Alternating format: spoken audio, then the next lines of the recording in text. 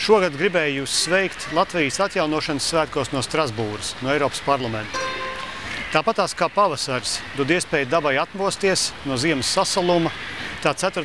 maijs mums ir devis otru iespēju priecāties par savu brīvību, neatkarību un demokrātiju. Un pat ja dažreiz mēs sūkstamies par to, ka varbūt mūsu Latvijā ne viss ir tādā kārtībā, kā mēs vēlētos, mums atliek vienīgi iedomāties, kādi mēs būtu un kādi mēs izskatītos, ja mēs būtu palikuši Krievijas sastāvā, pat tādas Krievijas sastāvā, kāda viņi ir patreiz.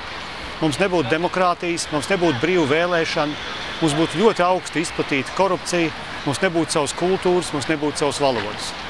Tās ir pietiekami daudzas vērtības, no kurām mēs nedrīkstam atteikties un par kurām mums ir jāiestājas arī ikdienā, atceroties tos cilvēkus, kas ir atdevuši varbūt savas dzīvības par mūsu valsti 18. un 20. gadā, un arī pieminēt tos, kas cīnījās gan uz barikādēm, gan balsoja par Latvijas neatkarību pirms 24 gadiem. Ģeopolitiskā situācija nav pārāk stabila, un mums ir pietiekami daudz izaicinājumu priekšā. Un, protams, ir labi, ja mūsu sabiedrotie mums nāk palīgā un ierodās uz mūsu zemes.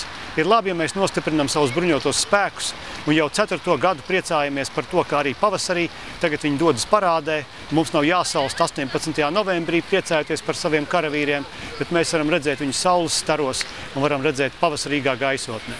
Bet bez tā vien ir svarīgi arī atcerēties, ka liela nozīme ir tieši mūsu pašu noskaņai un mūsu attieksmei. Vai tiešām starp mums būs daudz tādu, kas pat hipotētiskas krīzes gadījumā gribētu bēgt prom, negribētu aizstāt šo valsti vai aizstāvēt šo valsti un teiktu, par ko tad, lai mēs iestājamies. Es domāju, ka te mums ir jāņem piemērs no mūsu kaimiņiem Somiem, kuri vienmēr ir stingri pateikuši, ka ja kāds vēlēsies atņemt to, kas ir mūsējais, ja kāds vēlēsies ienākt mūsu dzīvoklī, mūsu mājā, mūsu sētā vai mūsu istabā, tad viņam tas ļoti dārgi maksās. Ja mums būs tāda attieksme, tad mēs varēsim būt droši, ka mūsu robežas neviens nepārkāps un pie mums neatnāks bez mūsu atļaujas.